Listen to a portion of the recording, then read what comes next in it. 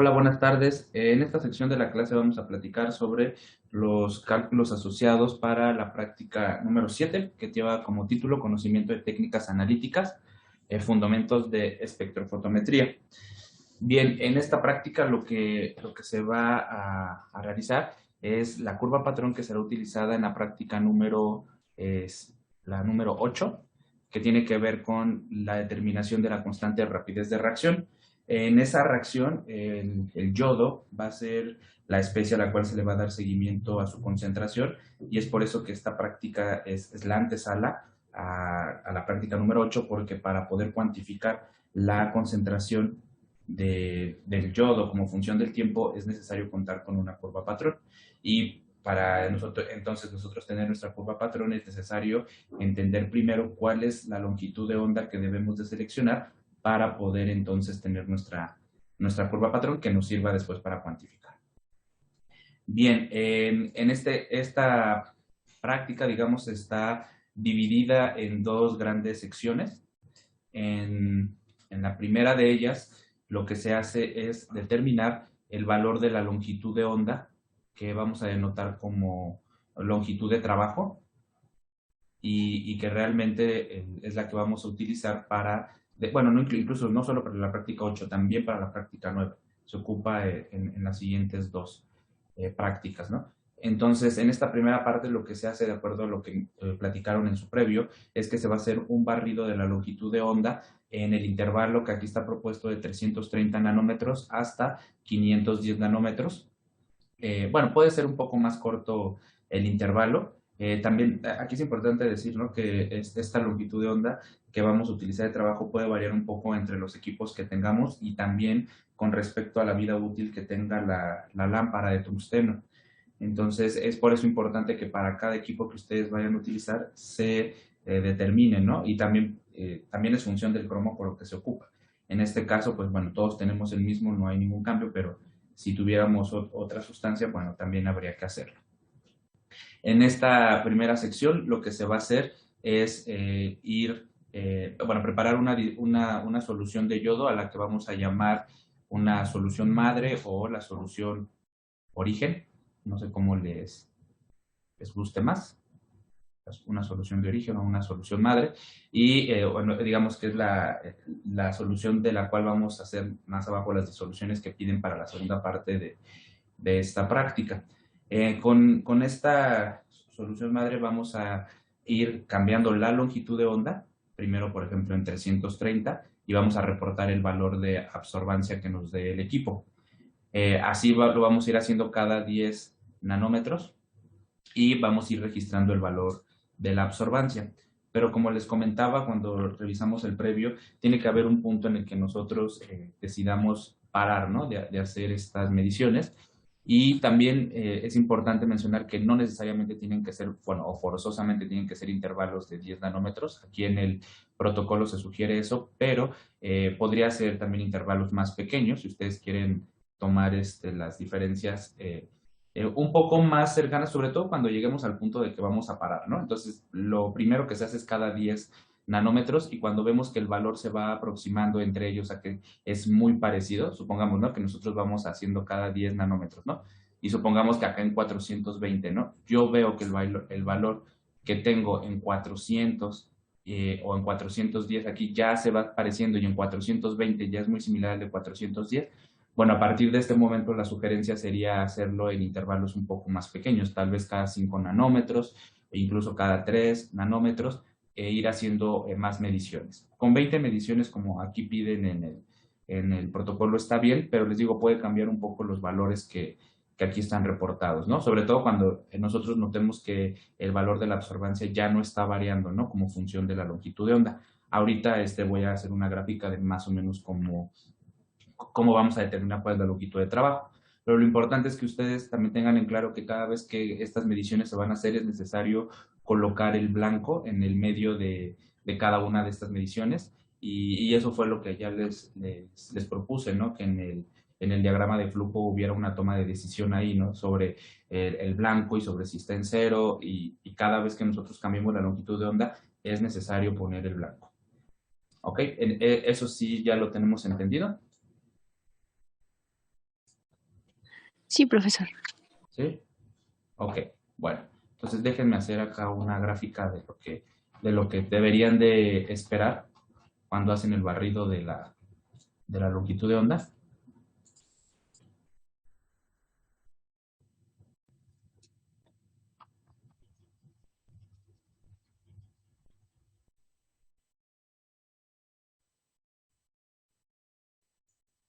Entonces, ¿qué voy a graficar en las Y's para, para este conjunto de datos? La absorbancia. La absorbancia, ¿no? Porque es la variable, ay, perdón, es la variable independiente, aquí la absorbancia, y la variable independiente en este parte de la práctica, Sería la longitud de onda. la longitud de onda. ¿Y con qué letra la representamos?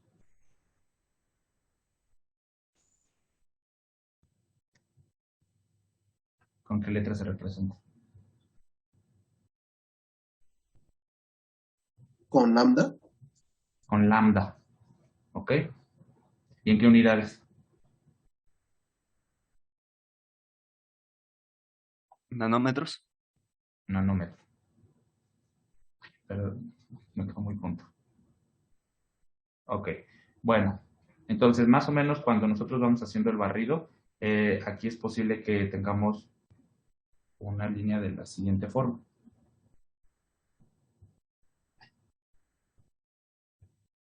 Ahí, espera, me quedó muy curvo. Esperen, déjenme poner esto un poco más grueso.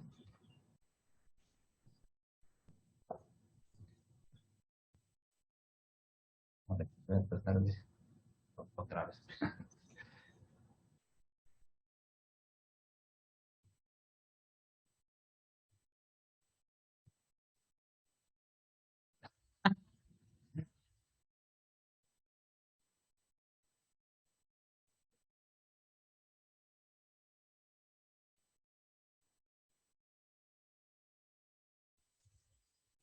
Así, y luego aquí ya consta. Bueno, entonces es muy común que cuando hagamos estos barridos tengamos curvas de este tipo en donde vamos a tener un...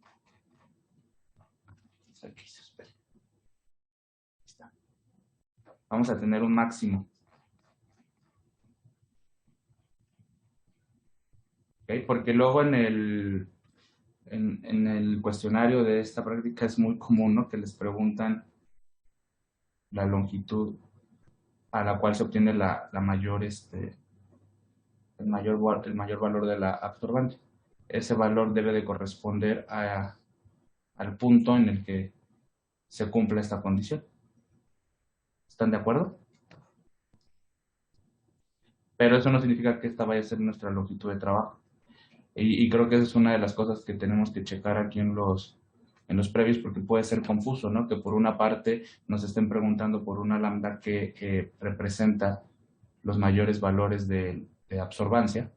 Entonces, esta es la lambda máxima. Sin embargo, lo que se recomienda para trabajar es una zona, un intervalo en donde la absorbancia no sea función de la longitud de onda. Por ejemplo, sería este intervalo que está dibujado acá. Si ustedes se fijan en cualquiera de esos dos puntos, por ejemplo, voy a poner ahí, el valor de la absorbancia ya no cambia y mucho menos atraviesa por un máximo. Entonces es recomendable que ustedes seleccionen una zona con estas características para poder determinar la lambda de trabajo. Entonces, por ejemplo, cualquiera de estos dos puntos, tanto este como este, podría ser nuestra lambda que vamos a llamar de trabajo. Lo voy a poner aquí T minúscula, lambda de trabajo. ¿Ok? Entonces, lo que ustedes tienen que identificar es esa longitud de onda en la cual pueden tener la certeza, ¿no? De que si cambia un poco, ¿no? Su valor no va a impactar en nuestra variable respuesta, que es la absorbancia. En cambio, por ejemplo, si ustedes se quedan con el máximo, si le pongo un poco más, por ejemplo, no sé, 10 nanómetros, a lo mejor ya estoy por acá. 10 nanómetros menos estoy ya por acá. Se fijan que hay un cambio muy, muy grande, ¿no? En cambio, si yo aquí me muevo 10 nanómetros, ya me quedo en la misma zona para el valor de la propiedad de interés, ¿no? Que quiero medir. ¿Ok? Entonces, esta zona es la que yo quiero tener y es una zona donde la absorbancia es constante. ¿Estamos de acuerdo? ¿Que van a Sí, buscar esa profe. zona? De acuerdo. ¿Sí? Ok, bueno. Voy a poner mi flechita aquí. Ah, no, ahora está muy sensible más de lo normal.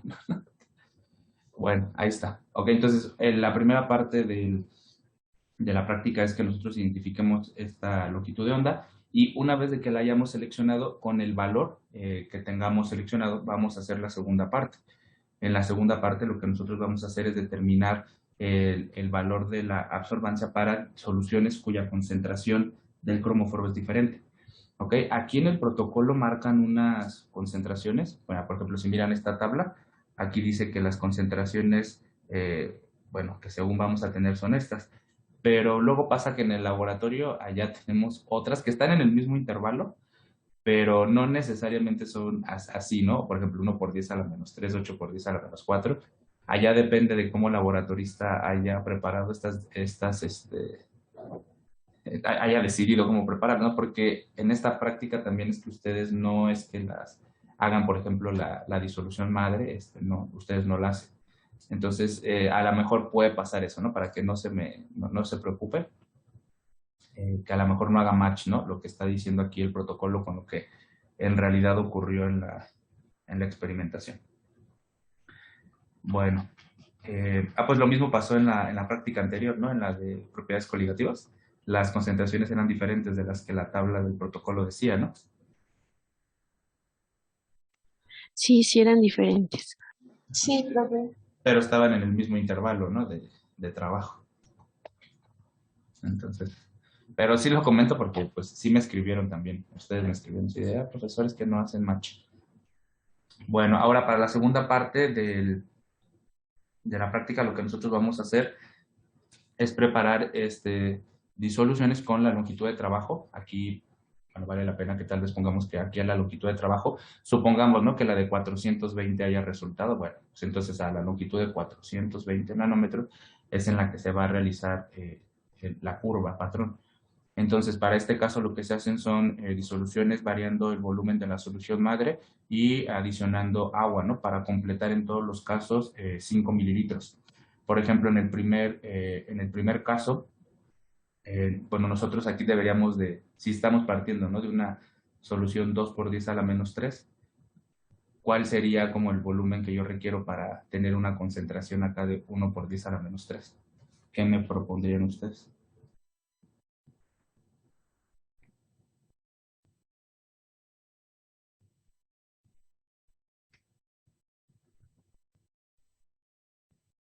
¿Cómo hago a la mitad?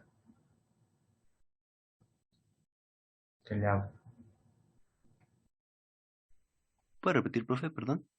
¿Cómo yo paso de una solución 2 por 10 a la menos 3 a esta que en el primer renglón me piden 1 por 10 a la menos 3? ¿Qué mezcla? ¿Cuánto le agrego de agua?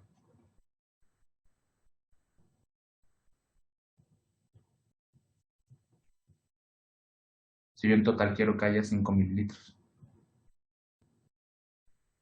Bueno, 10. Bueno, a ver, vamos a ponerle 10. ¿Para qué? Pues sería tomar, bueno, para 10, 5 mililitros de la solución y 5 de agua. Ajá, exactamente. Y luego ya para las siguientes proporciones tendríamos que fijarnos, ¿no? Aquí el valor que me piden. Aquí sería 8 por 10 a la menos 4, 6 por 10 a la menos 4. Entonces aquí ustedes tendrían que, bueno, en el laboratorio tendrían que preparar las disoluciones con los volúmenes requeridos para cumplir con esta concentración que acá estamos pidiendo. Pero les digo, luego al final de la historia, por eso les digo, no se preocupen porque luego tenemos otros valores, pero así es como deberíamos de recalcularlo, ¿no? 1 por 10 a la menos 3, pues debería poner el doble en total, el volumen, ¿no? ¿Sí lo ven o no lo ven? ¿Sí? Sí, profe. Sí, Yo no lo veo correctamente, profe. ¿Mande? Yo no lo alcanzo a ver correctamente. Ah, ¿se ve borrosa la pantalla? No, o sea, no me explico también. Ah, ok. Bueno, bueno, yo les platico lo que normalmente yo hago, ¿no? A ver, Yo normalmente estas las pongo las concentraciones al doble. O sea, para después le digo que luego que tienen ustedes los compendios de otros grupos, pues pasa que ellos tienen los de a otra concentración. Entonces, bueno, por ejemplo, si yo pongo esta al doble, ¿cuál sería la concentración que tendría en el primer renglón? 0.002. 0.02. 0,2. Entonces, mi primer disolución, ¿cuánto yo debería poner de la solución madre y cuánto del agua? Porque está hasta ahí está más fácil, por eso las pongo al doble. ¿Cuánto tengo que poner del primero? Si quiero 5 mililitros totales. Los 5 mililitros. Exactamente. ¿Y cuánto pongo de agua? Nada. Nada. Entonces, bueno, ahora entienden por qué lo pongo al doble. Sí. Ok. Y luego Ok, ya más claro. Ok. Y bueno, y el siguiente. Si yo quiero ahora una concentración de, ¿cuánto sería? 1.6 por 10 a la menos 3. ¿Cuánto pongo de la solución madre y cuánto de agua?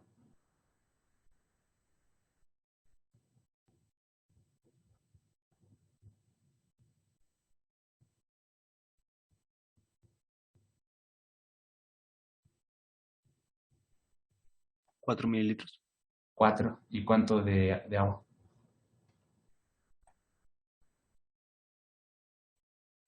1. 1. Y en el siguiente, si así me voy, 3.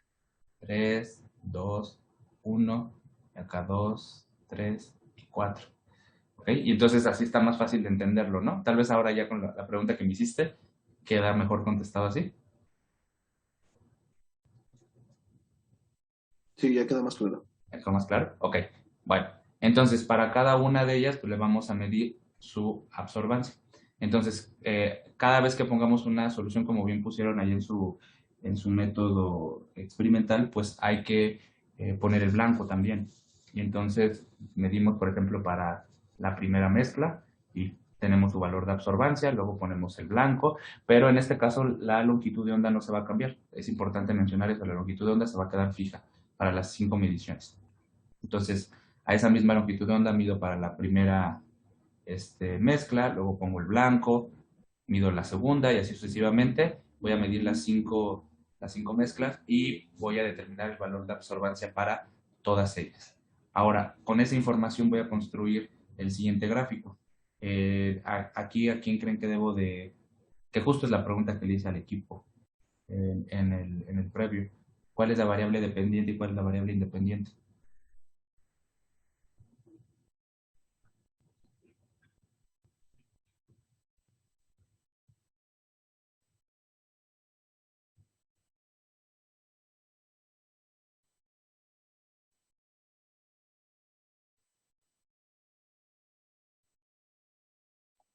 ¿Es en absorbancia versus concentración, profe?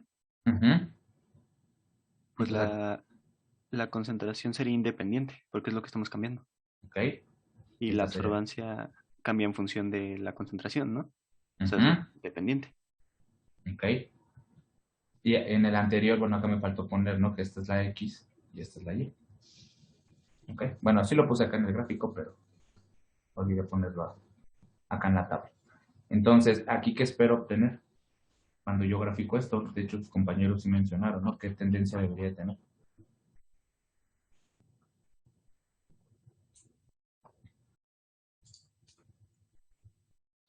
Una línea recta con pendiente positiva. Ujú. Una línea recta pendiente positiva. Y entonces, ¿cuántos puntos yo voy a tener? Totales.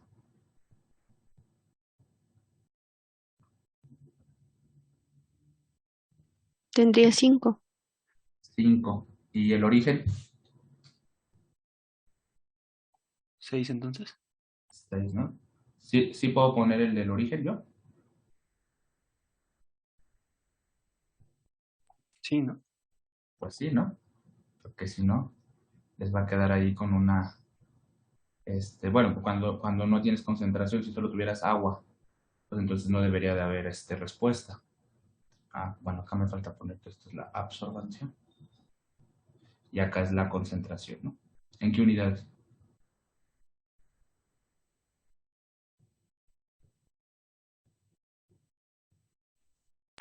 molaridad, Ujú. Muy bien, mol sobre litro. de acuerdo.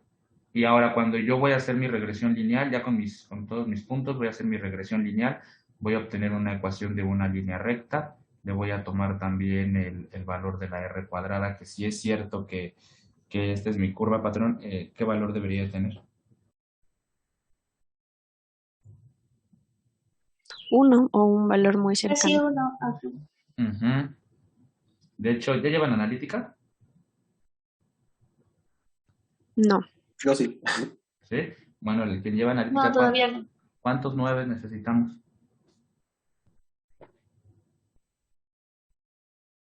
¿Para qué? No. Para poder aceptar nuestra curva como una verdadera curva patrón. O por ejemplo, si me sale punto 97, ¿el maestro de analítica me la acepta? No. No. Punto Debe ser 99. punto 99.9. Ok, varios, al menos 4. Sí, al menos 4 9 son. Ajá. Entonces, en este caso sí nos debería de dar una R cuadrada, pues, muy, muy alta, ¿no? 1, ¿no? Casi. Bueno, se los digo, ¿no? Porque a lo mejor en todos los demás otros prácticas, pues, bueno, les da punto 99 y ustedes ya están felices, pero bueno, a lo mejor en analítica ese valor no necesariamente va a satisfacer, ¿no? La necesidad para esa práctica. Bueno, y bueno, vamos a obtener nuestra ecuación de la línea recta, la ordenada al origen va a estar en 0. La pendiente, entonces, ¿qué significado tiene para este gráfico? Hay que recordar entonces la ecuación que estaban platicando sus compañeros. La absorbancia, ¿no? ¿Quién es la X? Concentración. La concentración. La concentración. Y la absorbancia acá es la Y. Y entonces, ¿quién es la pendiente de esta línea recta?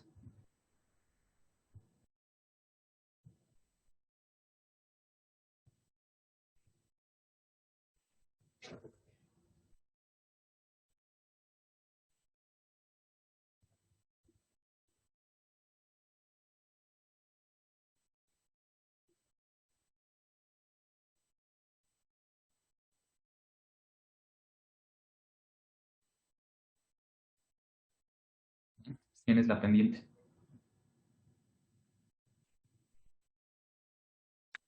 sería la absortividad por la anchura de la celda que contiene la muestra, que es Ujú. la letra B. ¿De acuerdo? Entonces, la pendiente. Ajá. ¿Y qué valor tiene B para nuestro caso?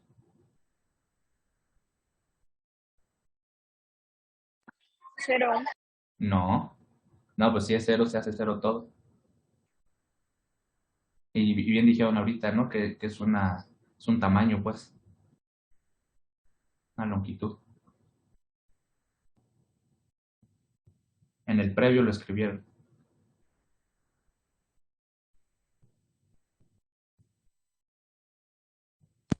1. 1. ¿Qué unidades?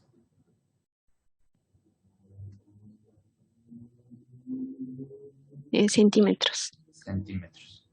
¿Ok? Entonces, de cierta manera, bueno, si B vale 1, entonces la pendiente directamente a quién es, digamos, a quién está igualado. En la absortividad. Ajá, el coeficiente de absortividad molar. ¿Ok? Entonces, el resultado de esta línea recta es importante. Ahora, digamos, la tarea de ustedes será que cuando entreguemos el informe, pues me digan qué significa este valor, o sea, qué representa físicamente el valor que van a obtener para este coeficiente. Alguno de ustedes a lo mejor ya leyó sobre eso. No sé si es el caso.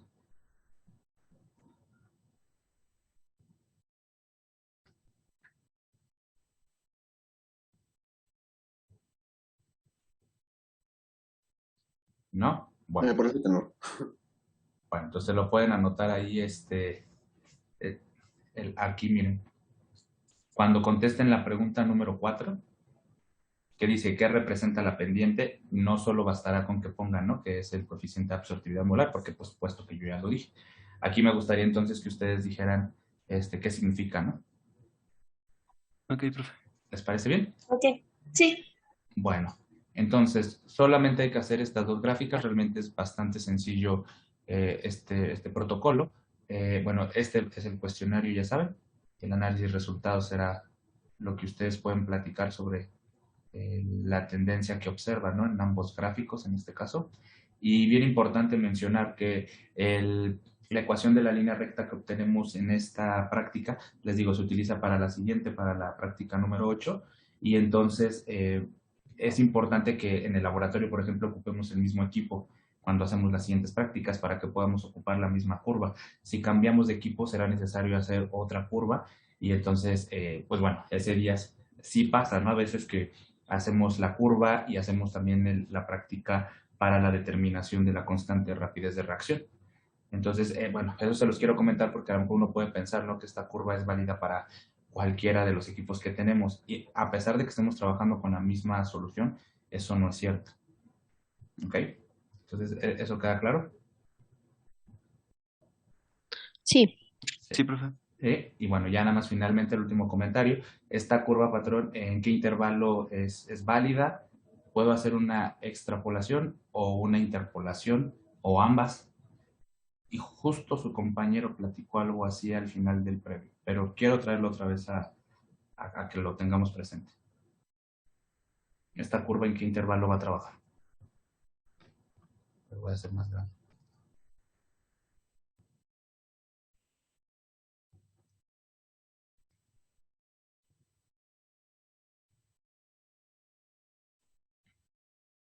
Bueno, supongamos que mi último punto de medición fue aquí. ¿Yo puedo utilizar esta curva para determinar la concentración en un valor más alto?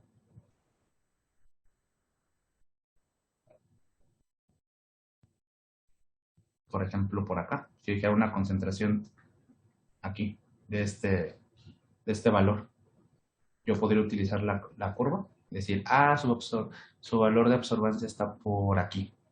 Supongamos por aquí.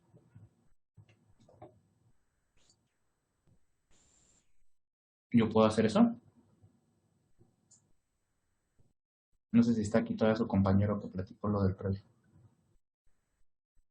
Sí, aquí estoy. ¿Sí? ¿Usted qué platicó? Usted cuando le dije que cómo definía una curva patrón, ¿qué dijo? ¿Lo puede repetir?